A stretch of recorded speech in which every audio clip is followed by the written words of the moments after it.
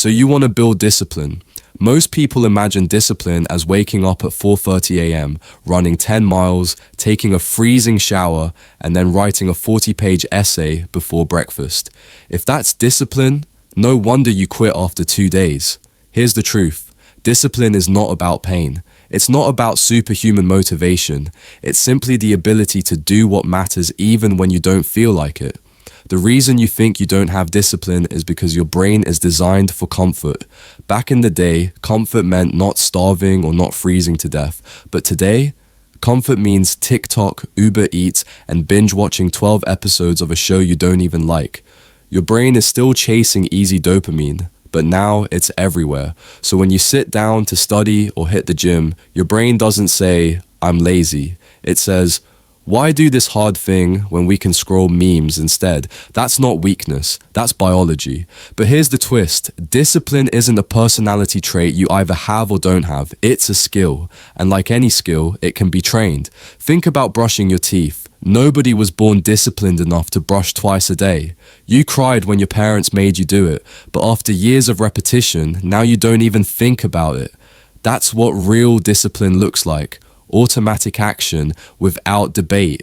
So if you've been telling yourself, "I just don't have discipline," that's like saying, "I just don't have biceps." Of course you don't, until you train them. And the best part, training discipline is way easier than you think. Now that you know discipline is a skill, let's talk about how to actually train it. And no, it doesn't start with a 5 a.m. alarm clock. It starts much smaller. Here's the formula. Reduce resistance, start ridiculously small, and build momentum. Think about it like going to the gym. If you've never lifted before, you don't start by benching 300 pounds. You start with the bar. Discipline works the same way. If you want to wake up earlier, don't jump from 10 a.m. to 5 a.m. overnight. Set your alarm just 15 minutes earlier. Win the small battle first. Why? Because every time you win a small battle, you rewire your brain. You're teaching it. When I say, "I'll do something," I follow through. That's the foundation of discipline. Trust in yourself. The second step is removing friction. Let's say you want to work out tomorrow. If your shoes are buried under the bed and your clothes are in the laundry basket, you've already lost. But if you set your shoes and clothes out the night before, you've made the action frictionless. You've removed excuses before they even show up. The third step, stack your habits. You don't need to create brand new rituals from scratch. Instead, attach your new habit to something you already do. For example, if you always make coffee in the morning, tell yourself, "While the coffee brews, I'll write one paragraph." That's discipline disguised as routine. And here's the most underrated part. Track your wins. Most people think motivation creates discipline, but it's the opposite. Discipline creates motivation. Every check mark on a calendar, every little streak, signals to your brain, "I'm the type of person who does what I said I'd do."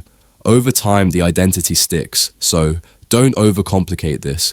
Discipline doesn't grow from suffering. It grows from simple, repeatable actions done daily. Start small, make it easy, stack it with what you already do, and record your progress. If you do this for just 30 days, you'll be shocked at how automatic it starts to feel. So now you can build discipline step by step. But here's the real challenge. How do you keep it for life? Most people treat discipline like a sprint. They go hard for a week, strict diet, brutal workouts, zero distractions, and then they burn out. Why? Because discipline isn't about perfection, it's about sustainability. The first rule, expect failure. You will miss a workout, you will procrastinate, you will break your streak, and that's not the end, it's part of the process. The difference between people who stay disciplined and those who quit is simple. When they fall, disciplined people stand back up immediately. No guilt spiral, no drama, just back to work. The second rule, discipline isn't motivation, it's identity. If you constantly say, "I'm trying to be disciplined," you're treating it like a temporary project. Instead, tell yourself, "I am a disciplined person." The shift is subtle but powerful. You're not someone forcing yourself to work out. You're an athlete in training. You're not forcing yourself to read. You're a learner. Identity makes discipline automatic. The third rule, design your environment to support your identity. Willpower alone is weak. If you keep junk food in the house, eventually you'll eat it. If your phone is buzzing on your desk, eventually you'll scroll. Discipline lasts when you remove temptations and build systems that make the right choice the easy choice. Finally, play the long game. Discipline compounds just like money. The small habits you repeat every day, reading 10 pages, writing 200 words, exercising for 20 minutes, may not feel impressive today, but stacked over a year, they transform you. And the best part? Once discipline becomes identity, it doesn't feel like effort anymore. It feels like who you are. So, to keep discipline for life, stop chasing perfection. Start chasing consistency. Fail fast. Recover faster. Make discipline part of your identity. Shape your environment to match it. And remember, the reward isn't just reaching your goals. The reward is becoming the kind of person who never needs to rely on motivation again. Because once discipline is who you are, success becomes automatic.